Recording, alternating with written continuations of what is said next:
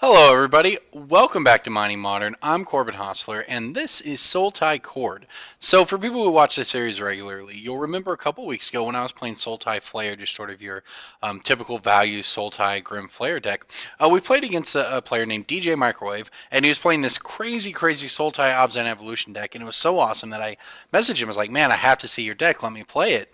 I connected with him. Big shout out to him. He gave me the deck list. I toyed around with it, changed just a couple cards based on preferences and some of the stuff we had talked about. And here we have it. So this is a toolbox deck to end all toolboxes. So I'll try to walk you through this here. The key to the deck is two things. It's Eldritch Evolution, and this is the biggest key. Like, this is insane. So you sack a creature, and you can go get a creature with converting mana cost 2 more than what you sacked. So in this deck, we can sack things like Coiling Oracle, which gives you value when it comes into play. Go get a 4-drop. 2 of which have Persist, and another which is a Solemn and gets you a land and then draws you a card. You can sack a Kitchen Finks, get a Thragtusk. You can sack a Thragtusk, get a 6-drop. Shriekmaw gives you value when it comes into play. Catacomb Sifter gives you value when it comes into play. Vengeful Rebel gives you Revolt, can kill a creature. E-Witness, obviously Eternal Witness, right? So that's sort of the idea behind the deck, is we just have all these value creatures. Now we also have in this a combo. We have one Viscera Seer, we have one Malira, and we have one Red Cap and the Kitchen Fink. So you can actually, it's still, it's not an Obs on Coco deck where you're trying to combo, but it's built into the deck, even though it's not necessarily the focus. Now we also have, and this was one of the things that I added, Mikaeus the Unhallowed. So for people who don't know, I've played this a lot in Commander of all things. This card does a lot.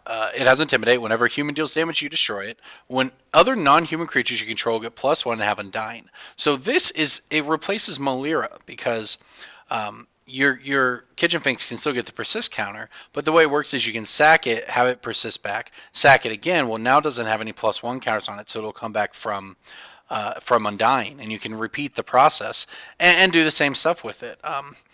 Which is great. And also, this is just a really nice one too, because your Coiling Oracles give value, your Eternal Witnesses don't, but just about everything else does. A lot of these creatures do your persist creatures, so it's a really fun 6-drop to go get, and it's pretty good. Now we also have at the top end Grave Titan, make a bunch of tokens. Woodland Bellower, he played this against me, and this card is nuts.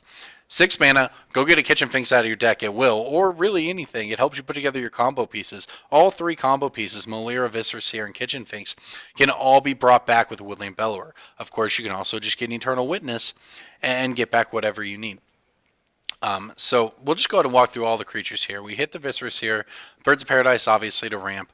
Malira for combo. Scavenging Ooze, obviously a good card in a lot of matchups. Nice value here.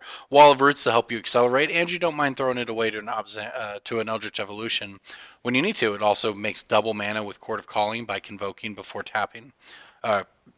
Putting a counter on it before convoking. Abrupt Decay, so we actually get some interaction in the deck. Coiling Oracle, great 2-drop, can be mana ramp, but always draws you a card. Nice thing to Eldritch Evolution away, and a sweet card. Vengeful Rebel, it's removal. You can just play a fetch land and play it to kill one of their creatures. You can also Eldritch Evolution into it when you need to, just Chord of Calling into it. It's cheap, pretty good. Eldritch Evolution, we talked about, makes the deck. Eternal Witness, obviously insane in a deck like this, great value. Catacomb Sifter, mana ramp, which is relevant. Also, Scry, if you can sack your other creatures and get your Scries off of this. So that's also very good. Kitchen Finks, of course, great in a bunch of matchups. Glendalandra Archmage. Great. This is really the point of playing a deck like this, is have a silver bullet like this that is just so insanely good against the combo deck. So it represents 2 counter spells for non-creature spells by itself. And it's just a great card all around, and you have lots of ways to just get out of your deck on demand. Murderous Red Cap, obviously part of the combo. Solemn, pretty good to play on turn 3 after Birds or Wall of Roots. Also pretty good to both Eldritch Evolution into and Eldritch Evolution away. Shriekmaw, removal, same thing. You can even evoke it on turn 2, get it back later with an Eternal Witness. Thragtusk, Swagtusk does what he does, gains you life in the aggro matchups, is attrition against control.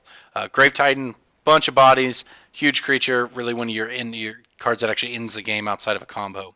Mikaeus, so we talked about, just make sure combat impossible for your opponents and is a combo piece. Woodland Bellower, great value, and Chord to help tie it all together. The lands, nothing special here, just fetch lands and basics and, Sultai mana here. Now, because we're playing this deck, the sideboard also gives us some insane options because we have, so many ways to just get out these creatures. So let's go ahead and look at this here. Now, we have obviously some concessions to other decks, right? We have Thoughtseize for the combo decks. We have Fatal Push when you need that fourth Abrupt Decay, essentially. Revoker, this is very good against, say, Ad Nauseam. You can name Lightning Storm. There's combo decks, Kark Clan Ironworks is sort of a thing on Magic Online. It's obviously very good against that. That sort of stuff. Spellskite, removal, in fact, generally all around good card. Fulminator Mage for Tron, you can search it out. Good card all around. Reclamation Sage, same, relevant in a lot of matchups. Maelstrom Pulse, again, when you just need removal. Kalidas, Trader of Get. This is great because you can actually sacrifice your stuff for value to it, but also, again, it just is great in the mid-range creature matchups. It's good against opposing decks that want to use their graveyard, etc. Sower of Temptation. This one is very nice in the decks that want to flood the board with creatures, but not necessarily interact. So your sort of your other collected company decks or Merfolk or that sort of thing, this can be a big swing. Murderous Cut, again, we need more removal. Acidic Slime, again, more Tron hate, Artifact hate, etc.